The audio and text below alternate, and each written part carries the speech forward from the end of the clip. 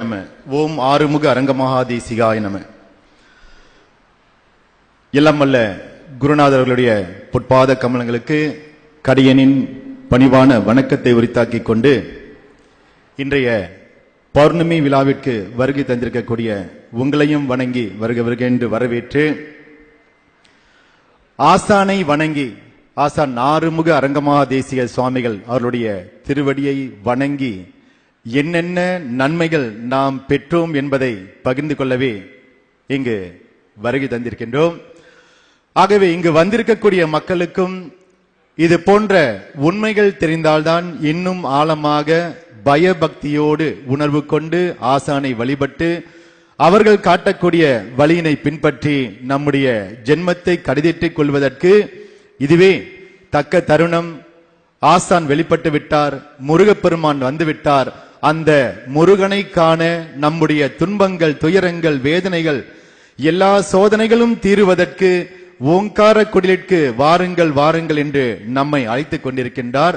ஆகவே இங்கு கூடியிருக்கக்கூடிய மக்களும் தொலைக்காட்சி மூலமாக பார்த்து கொண்டிருக்கக்கூடிய நீங்களும் ஆசானை அணுகி அவர்கள் காட்டக்கூடிய வழியினை பின்பற்றி ஒவ்வொருவரும் நம்முடைய ஜென்மத்திலே இந்த ஜென்மத்திலே நடக்கக்கூடிய துன்பங்கள் தீர வேண்டும் என்றால் ஆசான் நம்முடைய குருநாதர் அவர்கள் ரொம்ப எளிமையா செய்யறாங்க. நாம செய்த பாவ கர்மங்கள் தான் இன்று நம்மை பற்றி கொண்டு நம்மை வாழ விடாமல் தடைகளாக உள்ளது. இந்த தடைகள் நீங்குவதற்கு ஆசான் காட்டக்கூடிய வழியில் தர்மம் செய்து நாம் முதலில் செய்ய வேண்டியது தர்மம். ஆசான் சொல்றாங்க, இந்த தர்மத்தை செய்ய செய்ய தானமும் தவமும் தான் செய்வாராகில் வானவர் நாடு வழி திறந்திடுமே என்ற அந்த குரலுக்கேற்ப ஆசானும் நீங்கள் எந்த அளவிற்கு தர்மம் செய்கின்றீர்களோ அந்த அளவிற்கு நம்முடைய பாவங்கள் தீரும். அந்த பாவங்கள் தீர தீர நாம் எந்த காரியத்தை தொட்டாலும், எதை நினைத்தாலும், எதை நடத்த வேண்டும் என்று நினைத்தாலும் அத்தனையையும் முடிக்கக்கூடிய ஆற்றல் உருவாகும் என்பது ஆசான் நமக்கு காட்டிய வழி. அந்த வழியினை பின்பற்றி அவரவர்களும் இந்த ஓங்கார குடிலுக்கு இது நாள் வரையிலும் வருகை புரிந்தக்கூடிய நமக்கு நன்றாக புரியும்.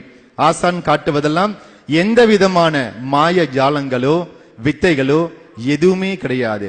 உங்களுடைய துன்பங்களை தீர்த்து கொள்ளுங்கள், அதுதான் ஐயா சொல்றாங்க. அந்த வகையில மலேசிய திருநாட்டில் கடந்த 21 ஆண்டு காலமாக இந்த வழிபாட்டிலே இருந்து நாங்கள் கண்ட உண்மைகள் பல. அதில் ஒரு சில கருத்துக்களை அனுபவமாக கூற வேண்டும் என்று ஆசைப்படுகின்றோம். ஆசான் அவர்களுடைய ஆரம்ப கால வழிமுறைகளை பார்த்தோமே ஆனால் இந்த வட்டாரத்தில் நாம ஏறக்குறைய 25,000 மக்களுக்கு ஒவ்வொரு நாளும் அன்னதானம் செய்துகிட்டு இருந்தோம்.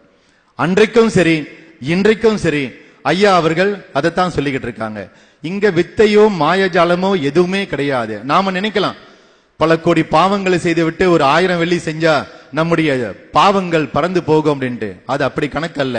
கொன்றால் பாவம் தின்றால் தான் தீரும்ன்றாங்க. செய்த பாவத்தை அனுபவித்துத்தான் தீர்க்க வேண்டும்.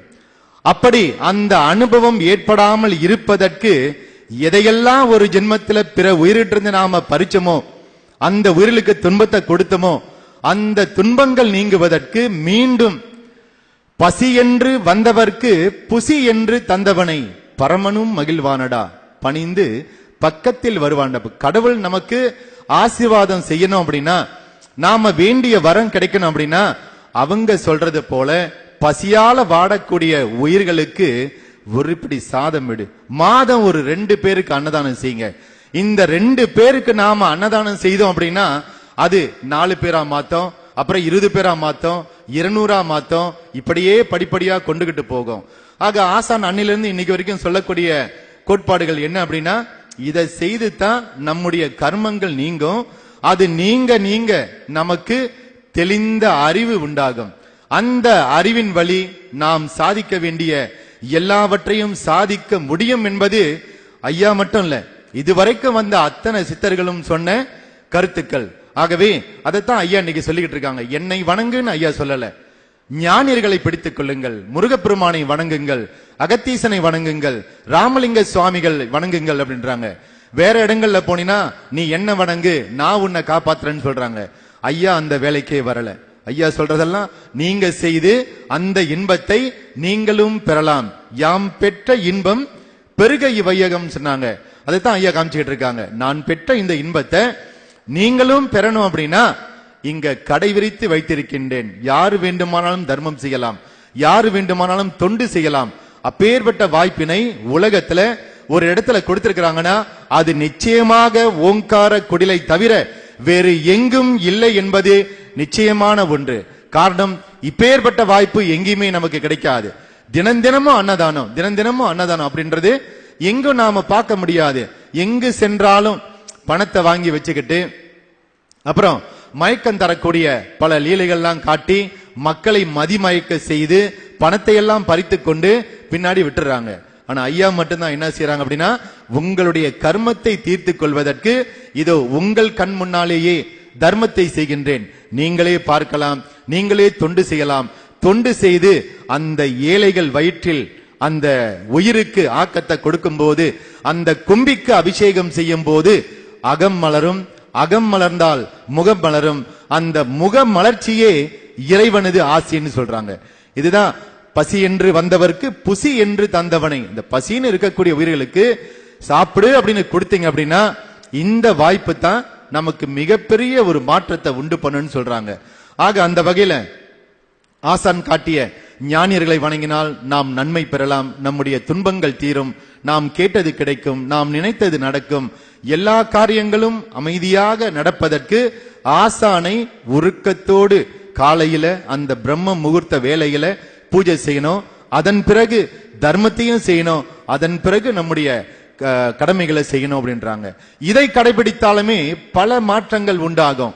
இன்றும் மலேசியாவில் நாம பார்க்கிறோம், பல்வேறு இடங்கள்ல எங்கு சென்றாலும் இந்த தர்மத்தை பத்தி தான் பேசுறோம். பல பேரு நீங்க 500 வெள்ளி கொடுத்தீங்கன்னா நெற்றிக்கண்ணை திறந்துடுறாங்க, 1000 வெள்ளி கொடுத்தீங்கன்னா நீங்க பல்பே கடிச்சு சாப்பிடலாம். இப்படி பல பல வித்தைகள் இருந்தாலும் ஐயா சொல்றது, ஏன் இதெல்லாம் சாப்பிட்டுக்கிட்டு இருக்கிற, நாம சோறு கொடுப்போம் உயிருக்கு, அந்த உயிருக்கு சோறு கொடுத்தா நாம் செய்த பாவங்கள் நீங்குன்றாங்க.